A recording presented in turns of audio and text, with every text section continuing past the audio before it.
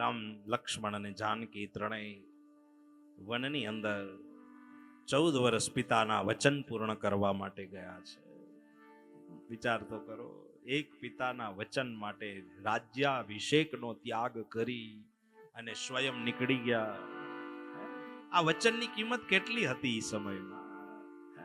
એક વચન બોલાણું, તૈયારી હતી બધી, નામ તૈયારી હોય ને બેગું ભરાઈ ગઈ હોય, જવાની તૈયારી હોય, અને પછી ઘરવાળા એમ કહે કે નથી જાવું, અને પછી જે રૂપ જોવાય છે,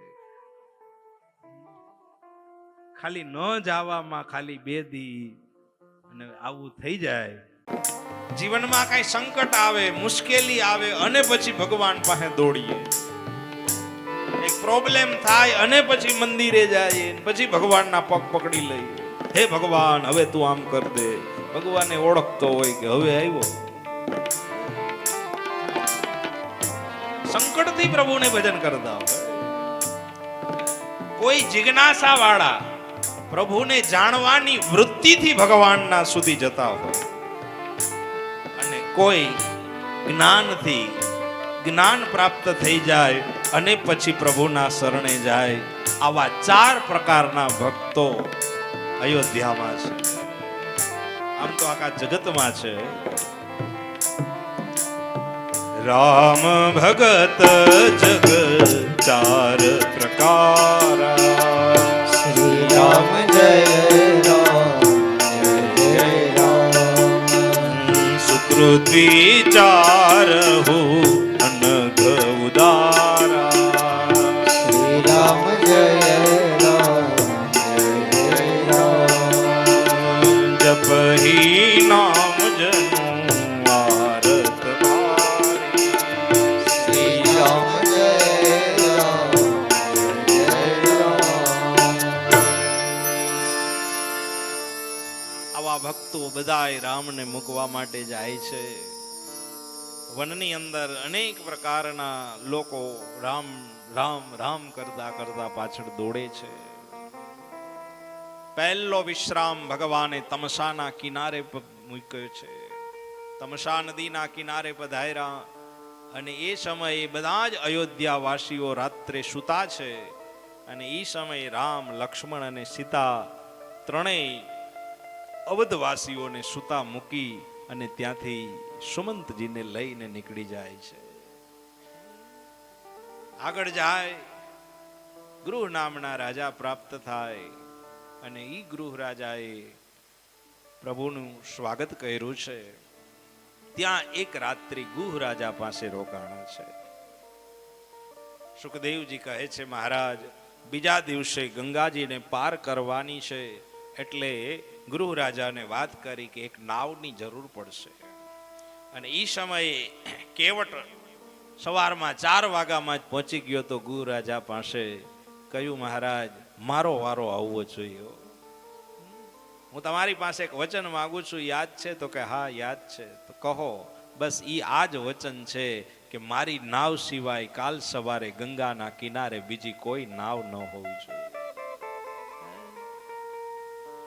ત્યારે કેવટ નાવ લઈ અને બેઠા છે.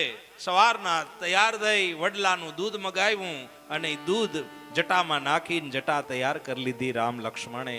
ત્યારથી સુમંતજી ઓળખી ગયા હતા કે હવે પ્રભુ અયોધ્યા નહીં પધારે.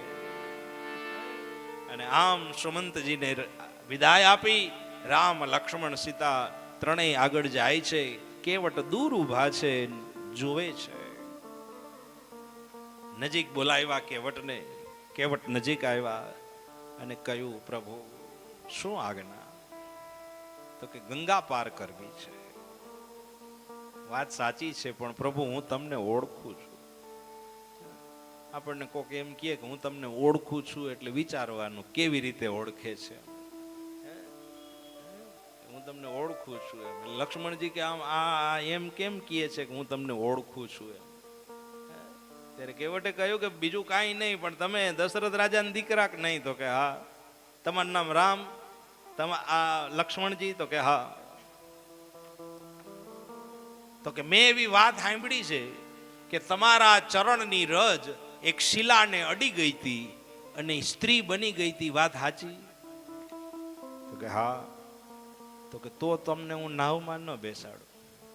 કેમ? તો કે તમારા ચરણની રજ ક્યાંક મારી નાવને અડી જાય ને ઈ સ્ત્રી બની જાય તો શું કરવું મારે? ઓલરેડી એક તો ઘેરે છે ને પછી આનું શું કરવું? તો કે એવું નહીં થાય.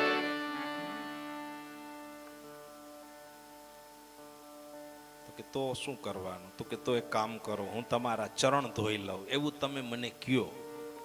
લે આ પાછો આ એમ કે એવું તમે મને કયો કે તમે મારા ચરણ ધોવો એમ, તો હું તમારા ચરણ ધોઉં અને પછી તમને નાવમાં બેસાડું.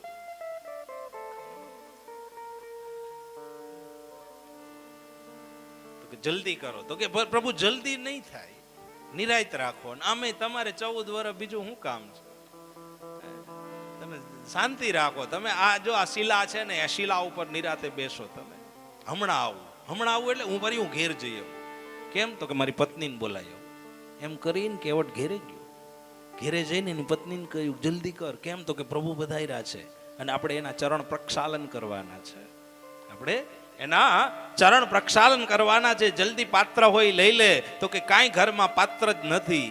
કેમ? તો કે ઘરમાં એક અન્નનો દાણોય નથી તો પાત્ર ક્યાંથી હોય? આવી તો કેવટની સ્થિતિ હતી.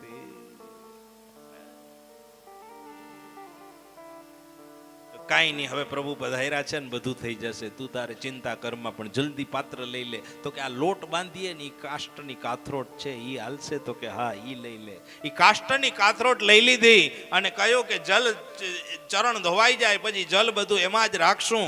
એ કાષ્ટ છે ને જલ શોષી લેશે અને પછી રોજ એમાં આપણે લોટ બાંધશું અને એનું અધરામૃત લેશું, રોજ એનો લાભ મળશે. આનાથી વિશેષ બીજું કયું? કાષ્ટનું પાત્ર લઈ આવ્યા અને પ્રભુના ચરણ એમાં પધરાવ્યા. ગંગાજીના જલ વડે ચરણ ધોવા લાગ્યા. કહ્યું પ્રભુ ચરણ ધોવા માટે એકની જરૂર ના પડે, બેની જરૂર પડે. પ્રક્ષાલન કરવું છે ને એટલે બેની જરૂર પડે. ખાલી પાણી જ રેડવું હોય ને તો એક રેડે તો હાલે, પણ પ્રક્ષાલન કરવામાં બેની જરૂર પડે. એક જલ રેડે અને બીજો ચરણ ધોવે. એટલા માટે હું મારી પત્નીને લાવ્યો છું. એનોય ઉદ્ધાર થઈ જાય ને. પ્રક્ષાલન કરે છે, ખાલી ધોતા નથી. પ્રક્ષાલન કરે છે. એક જલ રેડે છે ને બીજો આમ હાથથી આમ પ્રક્ષાલન કરે. ભગવાનને જેમ તમે સવારે સ્નાન કરાવો છો ને એ પ્રક્ષાલન કરો છો તમે. ખાલી એને સ્નાન જ નથી કરાવતા, એના એક એક અંગમાં તમારો હાથ ફરે ને તો ભાગ્યની રેખાઓ બદલાઈ જાય. આવડી તાકાત એમાં છે. શું ન થાય? બધું જ થઈ જાય. બસ આપણો ભાવ એમાં હોવો જોઈએ કે હું ખાસ વાકહી ભગવાનને સ્નાન કરાવું છું અને ભગવાનના શ્રી અંગને હું સ્પર્શ કરું છું. આજ કેવટ એવો ભાવ રજૂ કરે છે કે બસ હું પ્રભુને સ્નાન કરાવું છું. ધોતા હતા ચરણ, પણ મનની અંદર એવું થયું કે હું સ્નાન કરાવું છું, કારણ કે એના ચરણમાં આખું બ્રહ્માંડ છે. એના ચરણ ધોઈ લઉં ને તો આખા બ્રહ્માંડને ધોયાનું પુણ્ય મને પ્રાપ્ત થઈ જાય. એવો ભાવ રજૂ થાય.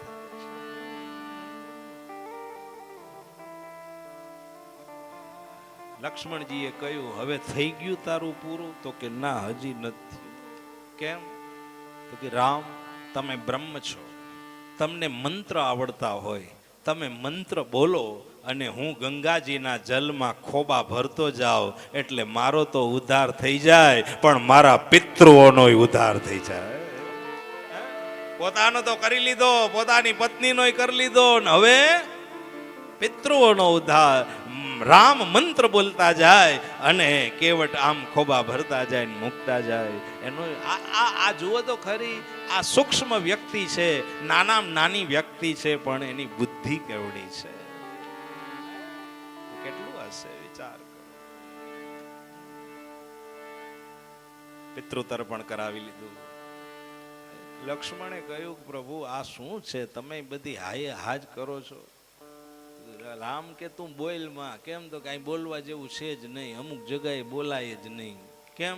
તો કે જ્યાં ભાવ અને પ્રેમ પ્રગટ થતો હોય ને ત્યાં તો મૌન જ થઈ જવું પડે. એ બધું જ કે સ્વીકૃત સ્વીકૃત સ્વીકૃત, બધું જ સ્વીકાર્ય.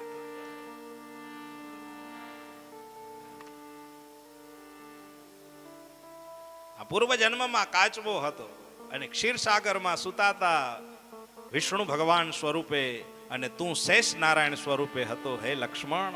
અને ઈ સમયે આ કાચબો મારા ચરણનો સ્પર્શ કરવા આવતો હતો ત્યારે તું એને ફેણ મારી પછાડી દેતો હતો, એને ચરણ સ્પર્શ કરવા નહોતો દેતો. કારણ કે ભગવાનની ઊંઘમાં ખલેલ પહોંચે એટલે તું ફેણ મારી નીચે પછાડી દેતો હતો. પણ આજ તું કાંઈ નહીં કરી હક. આ ઈ જ કાચબો કેવટ થઈને આવ્યો છે, આ ઈ બનીને આવ્યો છે. આજ કાંઈ નહીં થાય, આજ એક ઈ જોઈએ જ રાખો, બીજું કાંઈ નહીં. ઓહો પ્રભુ એવું છે, કાંઈ બોલાય. પ્રેમની કોઈ ભાષા હોતી નથી, પ્રેમની ભાષા માત્ર ફિલિંગ્સ હોય.